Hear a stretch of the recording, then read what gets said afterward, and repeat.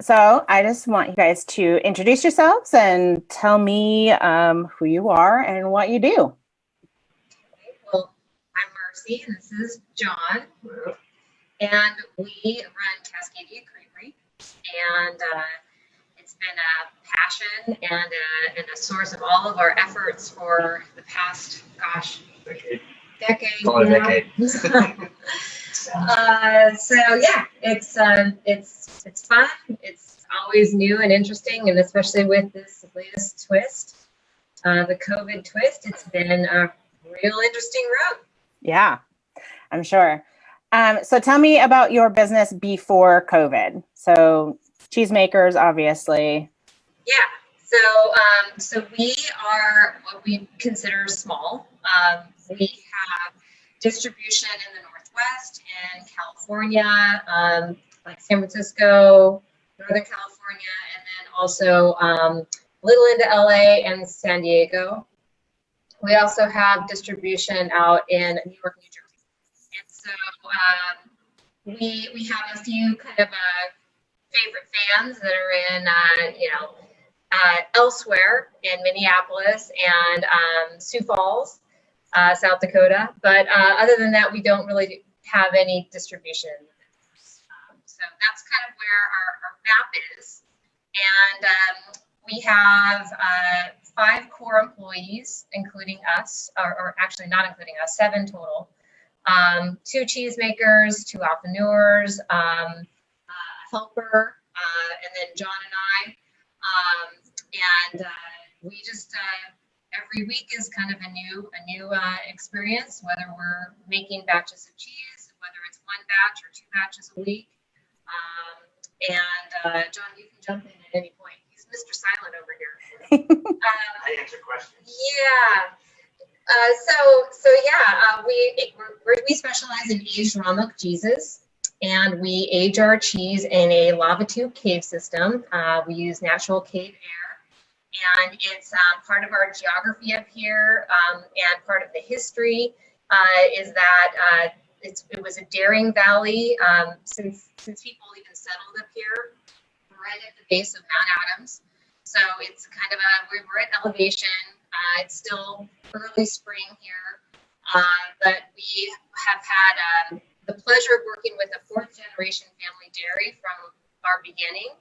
And so we get incredible milk. It's all certified organic. The cows are a mix of primarily Jersey, but Friesian, Dutch Belt, and we work with the dairy that is also partnered with Organic Valley. So we've had the ability to take a diversion from them for our uses.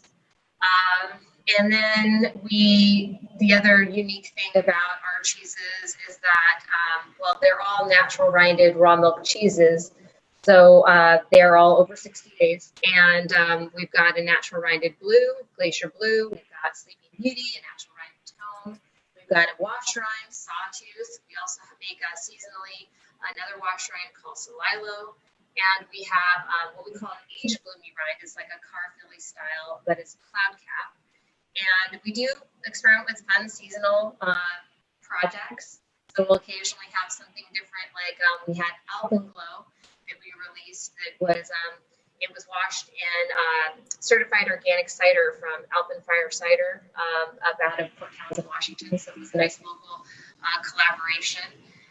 And so we love to kind of experiment and have fun seasonals. But yeah, so that's kind of us in a nutshell. Do you have anything I should add to that, Janae? Just any other tidbits that you think everybody should know? No, I think that sounds good. That kind of gives us a broad overview of what you guys do. I mean, obviously, I'm familiar with you guys because we're buds. But, everybody else needs to know what you do. So you said that you do have some distribution kind of spotty through the United States. Like, what are you seeing now? Like, what's going on now? Well, the interesting thing is, so where did you see the COVID hotbeds, right? The hot spots. They were exactly where our distribution is. Literally. So that was exactly identical. So Seattle, primarily was Washington State, and then into Oregon, and then you had California and New York. New Jersey, New York. And so all of that, affected our orders. And fortunately for us, but not so fortunately for our distributors, they gave us all POs right before the big COVID lockdown. So fortunately for us, and they're such good partners that they probably would have still not canceled their POs. But it made me concerned because we distributed all of our, we filled all our POs the week before all the schools shut down, and stay-at-home orders were put in place, and the restaurants were closed. So luckily for us, we did move quite a bit of product the week before all that hit. Thank God. But, we did see a huge shift. I mean, I was actually not expecting what happened. And we had basically after the 13th of March, we had our primary distributor here in the Northwest had a hold on all sales orders. And we had 3 weeks go by where we had no sales orders. And that was pretty huge. I did not expect that. And we typically, for this particular distributor, we usually see anywhere from like 120 to 150 wheels go out the door each week. So each week that we didn't have a PO meant more overstock. And, it was like, wow, it happened fast. And it was abrupt, so abrupt that it really shocked us. So I was within 3 weeks, we were looking at over, 300 wheels we had of overstock. Luckily, we have aged cheeses and they're stable. And we had to think quickly though, and we had to really react. And so we bought a better vac sealer, and we got moved all of our temperatures in our aging rooms down to cool everything down and slow down aging. So our aging rooms in our coolers. Yes, basically our cooler. There's no thermostat in the cave. Yeah. So you can't turn it down or up. Right. All of our mature batches were basically moved into our walk-in cooler. It's very tight in there. But, you got to do what you got to do. We had a secondary room called our cool room, which was not as cold as our walk-in cooler, that we keep down at a cooler temperature than the cave. And we've had product there as well. Unfortunately, well, is it fixed now? I think so. Yeah. I just left. So, I just left from the emergency repair. So we had this weekend a little wake-up call with that cooler system going down. So, we caught it early, but we're relying on these to keep our cheese cold, keep it cool. And so that's been a little bit of a shift. I know you asked about affinage and how things have changed because of this, and it has changed. I mean, we don't usually vac seal our cheese, but yeah. Vac sealed it, and we put it in stasis as best we could, put it in the cooler, get it cold. So that's what we've been trying to do. So have you had to lay off employees also? Yeah. So obviously after the second week of not getting a PO, we're like, we shouldn't be making any more cheese. Like we've got an oversupply. We need to plan for the future and really be careful of our cash flow. So all of our employees fully understood, and so we laid everyone off, and just we're on bare bones, till we see orders pick up and understand what our future is going to be like. Because making more cheese now means that the cheese is going to be mature in July. So what is July going to be like? We don't know. Nobody really knows. I mean, I'm starting to get a better sense. I've started getting some POs the last few weeks that are starting to look a little better and a little better. So I'm hopeful that things are going to slowly slide in back to kind of more of a normal. But it's really hard to say. So making more cheese is a bit risky right now. We are fortunate that we don't own our animals and have, milk that we're having to try to deal with right now. We don't have, cows or goats that are currently producing. We luckily, with our relationship with our dairy, they were able to divert our milk that was our allocation back to Organic Valley, and Organic Valley was able to pick that up. So nothing went to waste. Good. That was one of my next questions. Yeah, it wasn't ideal because it was an over quota for them, so they got commodity prices, which, but it's better than throwing it away. Yeah. And I'm sure that you guys specifically work with them because of their high quality milk too. So they're definitely not getting the price that they deserve for that milk. At all. Yeah. But they understand. Not even a break even. No. But least it's not a loss, total loss. So they know that, they have tools, they have skills in their toolkit where they adjusted their feed and they adjusted, and they've started to hit an equilibrium a little bit. But it's going to also, once we start going back into production, it's going to take them a little while. So it's not something we can just flip a switch on. So when we are planning on producing, not next week, but we're starting to, we're planning. Oh, next week? Yeah, Okay, good. we're gonna. So next week we will start another batch. So we're going to have to kind of ease our way back into making cheese. Not only that's a good idea for us because we don't really know what the future holds, but also it's going to have to give the dairy some time to bring their production back up. Yeah. So John, has this given you any time to do any weird projects that, because I know that you're kind of a mad scientist. I was like, all right, I'm going to get all this stuff done. And all my time was spent trying to react to what's the new world. I got a new vacuum sealer thing to start trying to get into the home delivery market, like where we could like cut and vac seal wedges, building that infrastructure. All my time went away. I had great ideas. Well, let's just say we had 2 kids that were homeschooling. Yep. Okay. And that. I was going to say, add that in there. You're also now teachers. So that's difficult. It's been a trick, to be honest. We thought, okay, we do have all this time. Like, we're going to work on infrastructure projects that John's had on the back burner and take the opportunity. But straight up, we don't have the time. Like, because of the situation, it's been a constant juggle with, kids. And we have a 9-year-old and now a 13-year-old. And so luckily they're not tiny babies, but they require, us to be around and to include them into things and also focus them on their studies and, encourage them.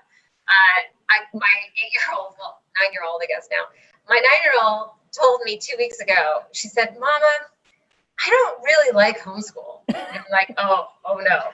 She's like, I said, why? She said, because, it makes me not want to learn as much. I'm like, great. I'm totally feeling, I was like hoping, okay, I can do this. Like, this is going to be great. We're going to do all sorts of stuff, new projects. I'm going to really focus them and push them into new levels because my kids are bright and they're sharp kids. And so I feel like, okay, we're going to really launch them into a new era. And now, after 3 weeks, I get the, truth out of the mouth of babes. Like, I don't like homeschool so much because it makes slow learning not as fun. Awesome. So now I'm trying to be a little bit more attentive to that, not just militant, you must get this done. You have 40 minutes to get it done.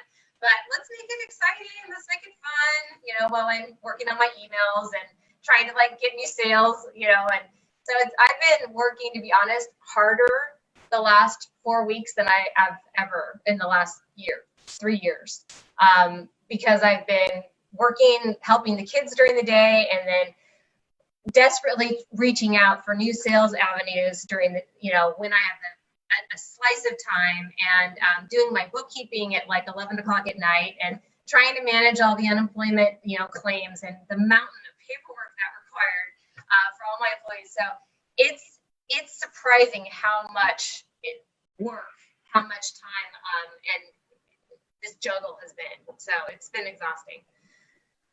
Wow. Well, I mean, I'm sorry because I've been unemployed and not had much to do. So that's why I'm doing this.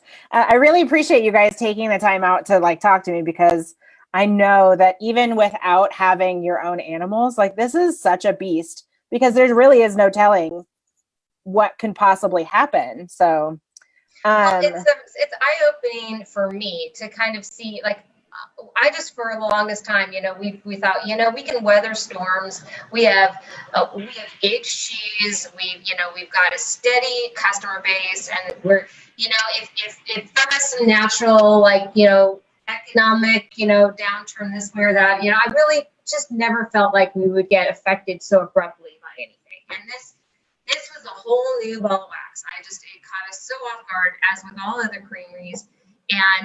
And like you said, like we're very fortunate. We don't have animals that we're having to take care of right now and manage like the fact that milk is flowing and what do you do with it. So we're fortunate in that respect. Plus, what this is really the eye opener for me has been like, well, the sales channels, everything's so shifted when people stop going to the, number one, restaurants are closed. So there's that just got taken away in a heartbeat. Half of our business was I was going to ask. food service. So, and we didn't really know that because we use distributors. And so we don't really know, honestly, what our percentage was. But when we were that affected, when the sales stopped so dramatically, it was very eye-opening that, a lot of restaurants are buying our cheese. And so that had a huge impact. But then also the fact that, like, folks are using the online ordering and home delivery services, which, there was definitely a percentage of people that were doing that, but not to this degree, and not trading that off. Like, so what I've noticed, and thankfully these partners have reached out to us, and we have some fantastic new sales avenues now as a result of COVID. These are avenues that are distributing in the Portland metro area and the Seattle metro area, and their home delivery services that their sales have grown by over 500%. They're booming, and so they can't keep any stock. They're making deals with producers faster than they can sell it. So that's been eye-opening, and that coming through the COVID, this crazy period, it might be maybe some of the silver lining is that we have new outlets now and new partnerships that are potentially pretty successful and something that will help us in the future. And you never know if buying patterns might also not they may stay this way. People might find that it's super convenient to get your groceries delivered to your home, and COVID's not going to go away like overnight. So people may choose to keep continuing to get their groceries delivered to their homes. And so these are some new sales outlets that are exciting for us, that are good. But then, the retailers, though, we know you guys are fantastic. You cheesemongers, they are all heart, and they work so hard, and they know how much support we need. And man, in the Northwest, New Seasons and Whole Foods have just been off the charts with their support.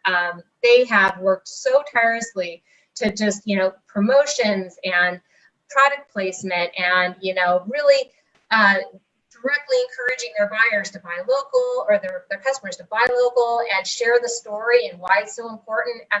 There's been so much support that I truly attribute the last few weeks of decent looking sales orders to that. I really feel like they're working overtime to really help us help the local small producers sell through our overstock. I love hearing that. It's hard, as a cheesemonger who is on the sidelines right now, where I can't really help, on that front line of getting people to put the cheese in their baskets. But I can do this. I can talk to you guys. And plus, I love you guys, so I want to talk to you anyway. They didn't even ask for us to give any promotion percentage or any sort of contribution.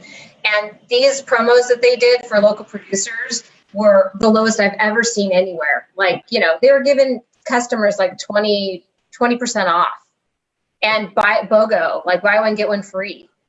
Really, just stepping up to help these local producers like us. So that was fantastic. So you did say that there were some new sales avenues. Do you think that is going to definitely be something that you're going to look for in the future, like using those avenues, or maybe doing more retail packed? Is that what people are asking for, is smaller retail sizes? So the trouble is, our business model is built on whole wheel sales.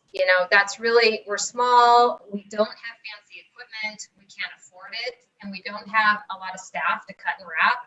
And we don't have, we have a vac sealer, but it's not super fancy with nitrogen or CO2 flush, for extra shelf life. It's your basic, vac sealer.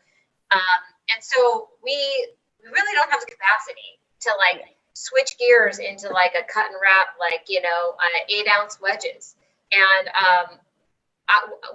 that's not our model. And so, like on top of that, I don't like the idea and the soul of, taking our, little baby cheeses and having a cheesemonger or a chef represent that and talk about it and have like a more of a connection. A deli case rounder where someone pulls out a vacuum sealed thing. It's like, you kind of lose that. It's a different thing. And maybe there's a necessity in there as a component, but to want to step away from that direct relationship where like, hey, there's a cheesemonger who knows your story, who's going to talk about the cheese and hand it to someone. There's something special about that kind of relationship and that chain, that chain of custody, so to speak. Well, it's also, it ensures the integrity of our food.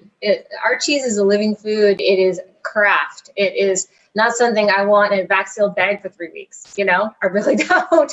And so, with selling whole wheels, the mongers know how to tend the wheels, and once they're cut, they know how to tend it, and then they wrap it typically in, nice cheese paper. But even if they don't, it's only in saran or whatever, like plastic wrap for maybe a week at the most, if that's the what they use to wrap it. So it's not vac sealed for 3 weeks in some plastic bag. That's not what's good for our cheese. So at this point, what we've done is we're doing the vac seal for the direct delivery programs that we just signed on with. And that's fine because it's going direct to the customer within a week. And so I feel like that's okay. They're going to take it out. And is that coming through one of your distributors? No, this is all new partnerships that we're working with that are, we're just working directly with them. And they're Portland metro focused and Seattle metro focused. But, that's really what we're using this vac seal for, and breaking wheels.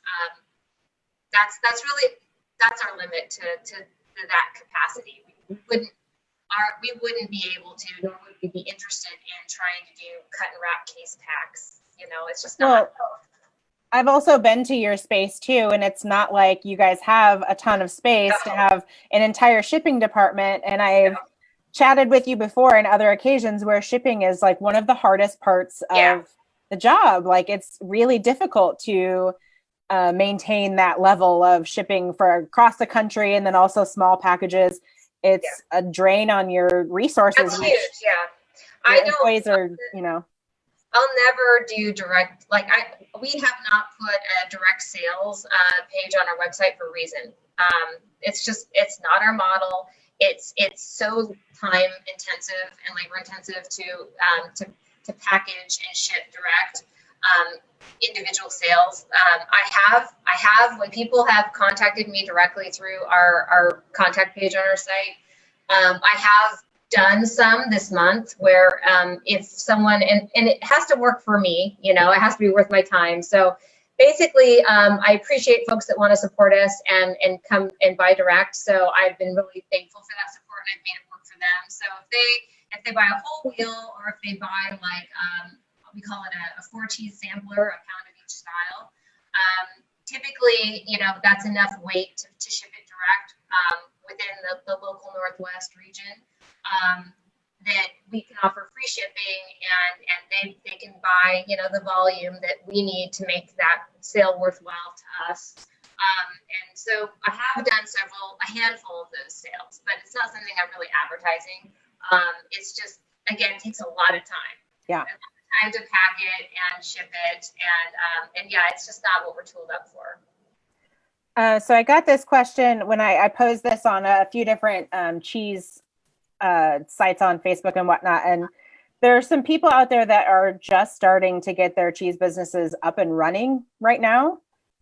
So from your experience of kind of watching this happen, do you have any insights on what you could tell people to kind of build into their business plan to even try? I mean, I don't know if this could ever happen again or whatever, but just, So when people are typically building their they're going to start small, and they're usually going to start with farmers markets and local retailers. So this is where it's really challenging, because farmers markets in a lot of places are closed. And when they're not closed, they're incredibly challenging because there's all these COVID measures. And so your attendance is like a pittance of what it typically is, especially going into summertime, where most creameries, that's their butter, right? That's their bread and butter, is trying to access as many farmers markets through the summer season. And you get a lot of tourism, especially up here in the Northwest. It's not just locals going to the farmers market, it's a lot of tourism. And so I see with COVID, tourism is going to be nil. So your farmers market sales are going to be strictly maybe just the diehard locals. And so it's going to be, your model is going to be, that's not going to get you that much revenue, right? So you're going to end up, you're still going to try to participate in those, but it's not going to be like it was pre-COVID. And then you've got your local retailers, which you can work with them, but typically local restaurants are a big source of your revenue too when you're small. And that's the challenge. That's not happening. So I see that being it'll be really difficult for a small creamery that's just starting out to do the typical model, which the like kind of your baby step model. I think, to be honest, they're going to have to really consider distribution way earlier than they probably would. And they'll probably go with self-distribution. And, you know, that's probably going to be, it depends on where they're at and who they're going to work with and what retailers. But, you know, a lot of the local retailers, like I said, are super supportive. But it's also going to be a bit challenging because they're trying to support the local producers that they currently have in their set that are struggling. So, it would be hard to be a brand new creamery. I wouldn't know what to really say. I would say my heart goes out to you. Good luck. I mean, my comment on it would be business plan wise and business wise would be just be very focused on who you're selling to and how you're going to sell to them.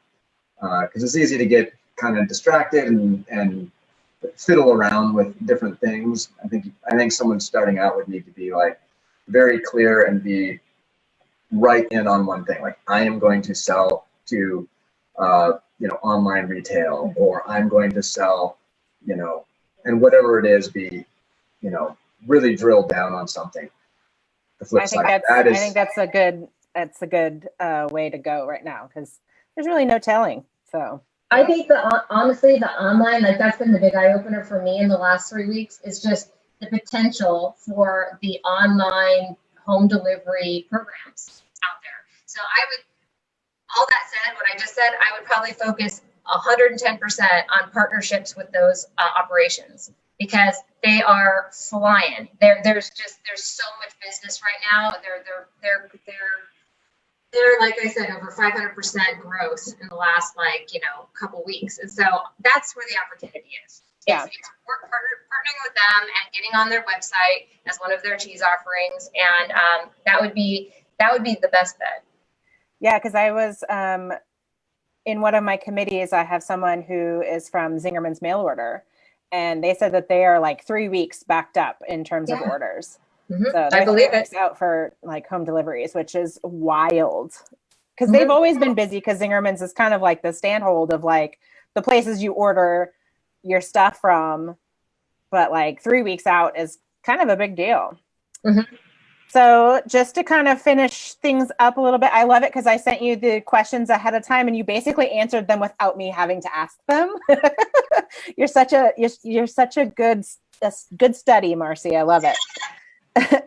But what can mongers, shop owners, distributors, how can they collaborate with you and get your products to the end consumer? What can we do to really help you guys move through the cheese that you have and get your employees back to work?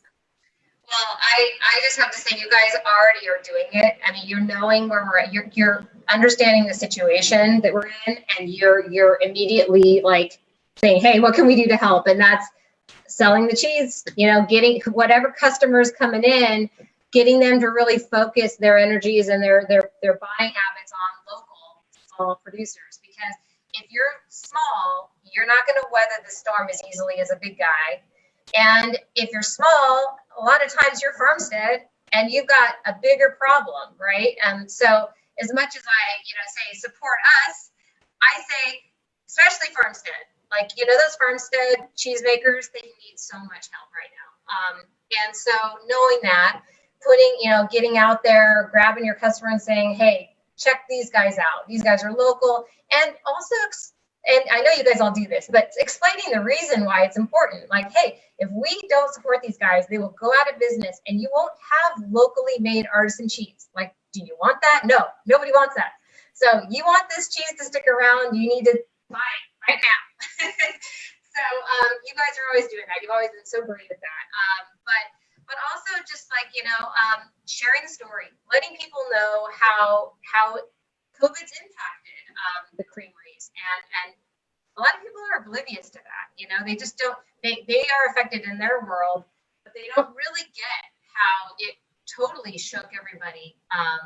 You know, any small creamery has been rocked.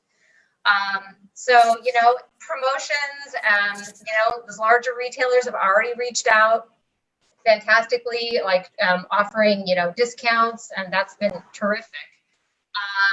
And distributors are also on the bandwagon, you know, helping match with the retailer so they can even offer deeper discounts. So, you know, the whole supply chain, we're all in together, right? And so really figuring out how to target that customer, because it really comes down to their purchase, right? And also, you know, with the deeper discounts, offering bulk buying, you know, so some people don't want to shop every week, right? Nobody wants to wear your mask and deal with exposure more than you need to. So like bulk buying options where they can buy a whole pound at a little bit of a discount, that's a win-win. I know that also, you know, cut and wrap counters are swamped because they could be also pulled and asked to help restock other areas of their store or help with sanitization and all those extra measures. So I know that was one thing that we were faced with, and possibly the reason why we had lower sales for the first 3+ weeks was that we're cut and wrap only. And I know some counters that were strapped for time and staffing, they had to refocus their product offerings on pre-cut and wrapped products, you know, and I get it.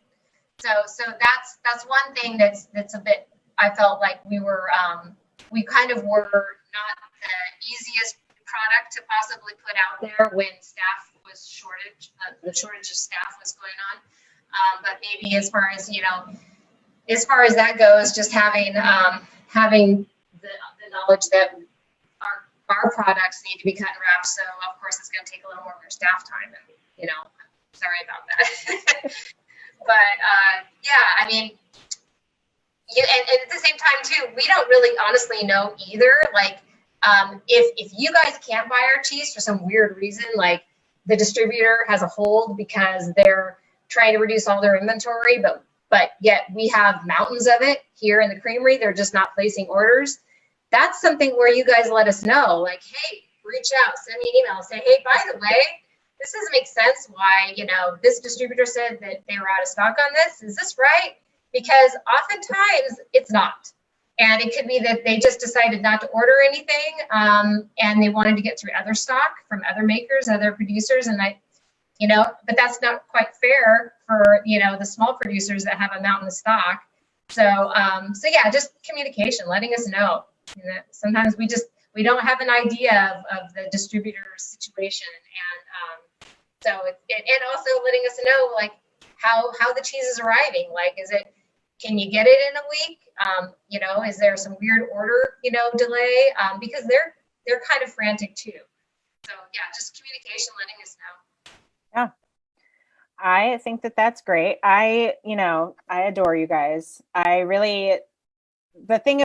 One of the things that I love about not only your cheese, but just you guys in general, is the way that you wrap your cheese and you put that little sprig on there. And it's just so beautiful when you get it. And the intention is so perfect and so beautiful. And it shows how handmade and how wonderful it is. So, you know, I could go on and on and on about how much I love you guys. But I really appreciate you guys taking the time, because I know how busy you are with just trying to keep your day-to-day going. But do you have anything else that you feel like we didn't touch on that you really feel we need to acknowledge, or? Yeah, I just thank you guys thank you, Janae, for doing what you're doing, like sharing our story and, helping producers like communicate to our cheese lovers out there and our absolutely awesome mongers that you got our backs, and we have to say thank you so much from the bottom of our cheesy hearts for that. Because I have to say, you guys make it happen.